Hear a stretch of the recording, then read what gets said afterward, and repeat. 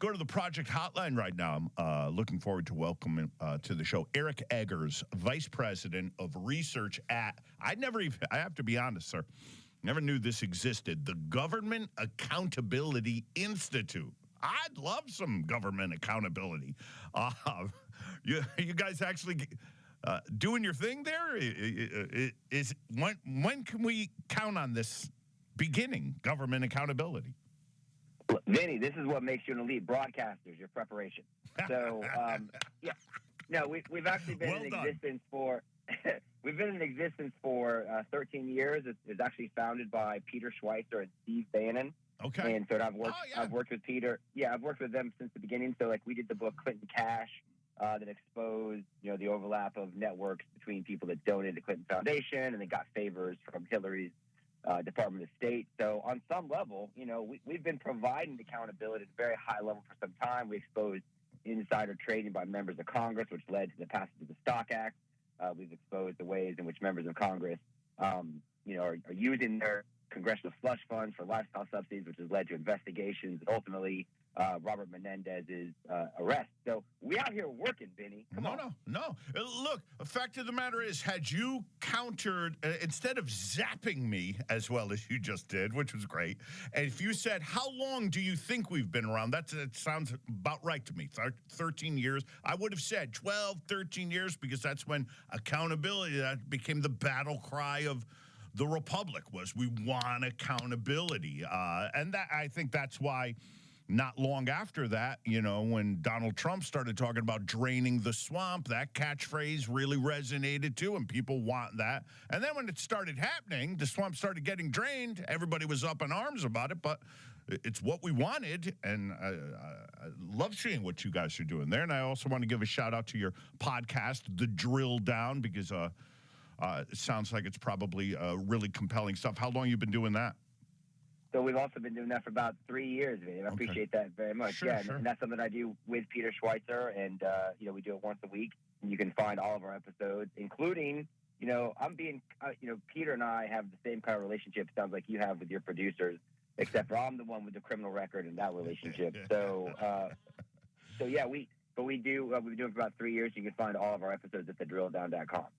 That sounds great. Let me ask you. And I'm sorry that the World Series is having a hard time. It's beating the hell out of me. It's a tough one. It's beating the. I'm a morning radio guy. It's not not conducive to my lifestyle. Trust me, I am an NBA League Pass owner, and I did morning radio for about a decade. So I'm familiar with the struggle. Yes. Something else I would have known had I done any homework in preparation of this exchange. But the fact of the matter is, my homework is more over on Mamdani, which is why I wanted to have you on. Although he's an elusive one. But to that point, further proof that I did very little homework as far as Eric Eggers is concerned. Before we get into Mamdani, let me just ask you this. You don't sound it. Are you a New Yorker? Are you a native New Yorker, born and raised, or what's your New York deal? I actually am the opposite. Okay. I'm talking to you right now from North Florida. Okay. So I'm in Tallahassee, Florida, which is where the Government Accountability Institute is based. But, we focus on national level, and New York unfortunately qualifies, biggest city in the world. It's the most important city in the country in many respects. And we'd previously come out with a report that showed how the whole New Kings 2.0 wasn't really this organic uprising of people protesting Donald Trump's power, but it was actually a money story, and how all these Soros and Bill Gates funded groups had been astroturfing support for that. And unfortunately, part of that investigation led us to the same network, or at least an adjacent network, that is, I think, artificially propping up the rise of Mamdani to make this Islamic Democratic Socialist candidate appear to be the organic choice of New Yorkers, when in fact he's being propped up by some very nefarious forces. Totally. I love it. That's well said. That's better than anything I can do, because there's nothing organic about it. For them to even try to peddle, like, wow, look at how grassroots this was. The guy appeared from nowhere. He's a total Trojan horse. What frustrates me the most about the Mamdani machine, I'll pilfer your words, although I think he just might pull this off next week, is that That's his competition is Cuomo. Like that was the best New York could do. It took me back to that time. I had a conversation with a friend of mine yesterday about. Do you remember the days of Wiener? Remember Wiener's immense fall from grace for just being a scumbag husband and a perv. Next thing you know, he's running for mayor of New York. I mean, the Democrats are shameless. But here they're also brainless by pitting Cuomo, whose fall from grace is still fresh in everyone's mind. He's got no chance against Mamdani, unless you say otherwise. You tell me. Even if I did say otherwise, it wouldn't make it true. I don't have that kind of power, Vinny. I'm just a guy talking from North Florida. Well so said. I don't think it's true. And I watched the most recent debate, and it's actually incredibly compelling because, like, nowhere else do you hear a discussion about, hey, what's the deal with Israel and Gaza? And also, what are we going to do about the rats, and the rats. I forgot all about the rats. Yeah. And so, New York has a rat problem, but unfortunately, as you just disclosed, I think they also have a political hubris problem because where else would you get someone who, as Cuomo, was disgraced and was removed from office, and then he becomes the second best choice to run for the most important city in the country. I mean, Mamdani's tweet from 2020 in which he's calling the law enforcement. New York has a serious crime problem. New York has also faced a major police shortage problem. They've had to dramatically lower the qualifications for who can enter the police academy. They're facing tens of thousands of more people to retire soon. So they have a real cop problem. And you've got a guy who's about to be the mayor saying that they should defund the police, calling them anti-queer from 2020. Those should be disqualifying, except for his competitor in 2020 was doing something worse. He was killing senior citizens by sending them to COVID lab nursing homes. Yeah. So, it's not a good time to be a New Yorker. I'm not a New Yorker. I'm a Floridian, so I actually stand to benefit because the worse New York gets, the more my property values go up. Well, that argument's been taking place here in Connecticut as well, as far as Connecticut politicians are concerned, because everybody's bailing on New York, maybe hanging on to a job in New York, but they're snapping up, and real estate's going through the roof in Connecticut because they're moving here. Because there's a mass exodus going on as far as New York's concerned. Again, right now we're on with Eric Eggers, Vice President of Research at, have you ever heard of this? The Government Accountability Institute. Also the author of Fraud, How the Left Plans to Steal the Next Election. I want to get into that in a second, too. Having been born and raised in Connecticut, I'm in New York often.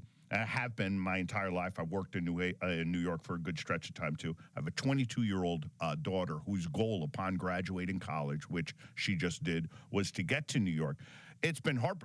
Even she's seen the last half dozen times we've gone in. It's filthy.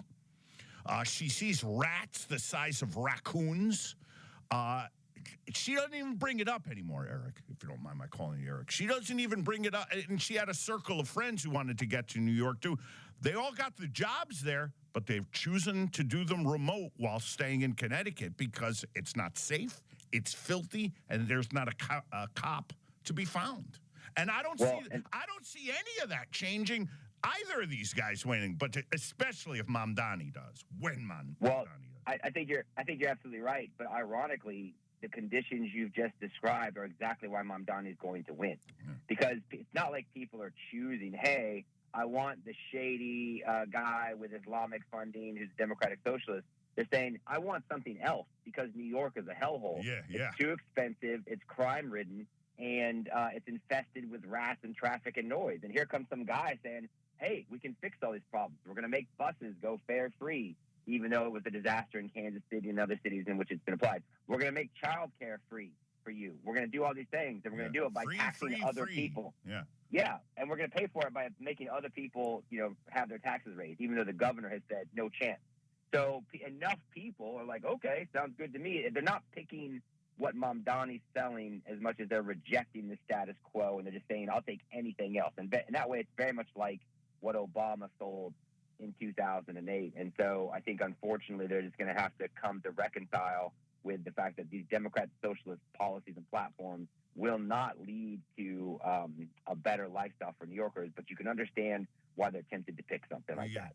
But you and I also know, too, that New York, much as it is a melting pot, he'll largely get in thanks to, and I don't know. I'm 58 years old. I think I'm gonna die not understanding the guilt-ridden yet highly evolved Caucasian voter who Mamdani checks so many important boxes for them that qualifications don't really matter. It's just right. And I feel good about myself doing it because they're guilt-ridden over what I don't know, and it's just he'll get all the liberal votes that he needs because they're not xenophobes like the rest of us, like me and you, Eric. We're xenophobes.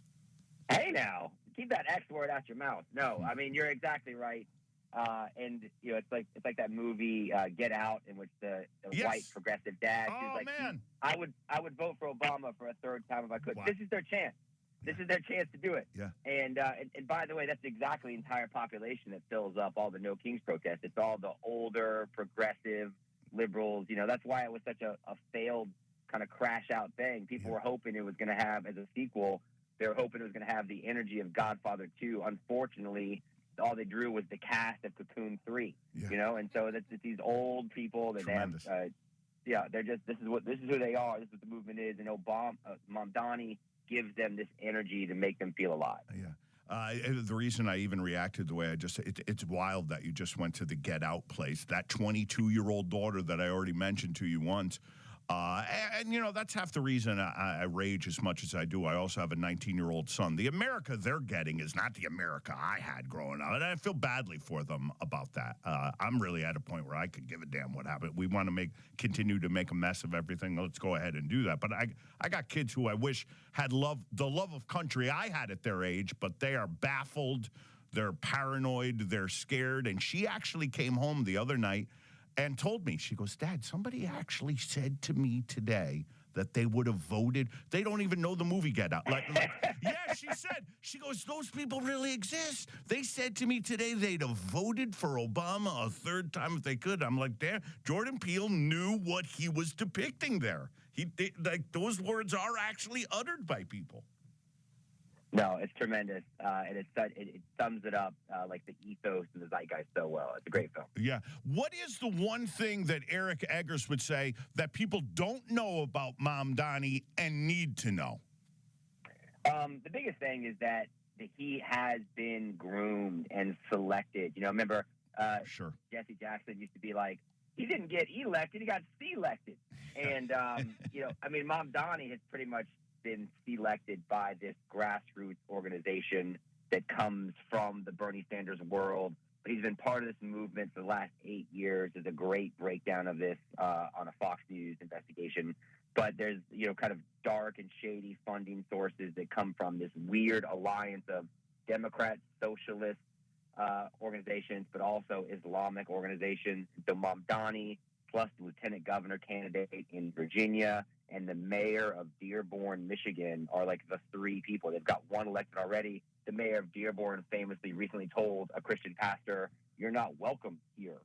He said it's because the Christian pastor did not want to coexist, but some would suggest the opposite. As is often the case with the left, what they say is actually the opposite of what's true. And so you do have this very real funding network that is promoting people, I think, in a way that outpaces the organic support they have, and Mamdani is the most prominent example of that. Yeah. To that end, really quickly, before we let you go, because I know I've had you for a long time here, and again, it's Eric Eggers. The podcast is The Drilldown. The book is Fraud, How the Left Plans to Steal the Next Election. How long has Mamdani called? Speaking, like I said to you early on, you don't sound remotely like a New Yorker to me. Neither does he. How long has he called New York even home? That's the one thing Cuomo's got going for him which is very little, because his record kills him. But he's a New Yorker. He's a native New Yorker. He sounds it. He looks it. You feel it. Mamdani comes off as he's lived there about 6 months.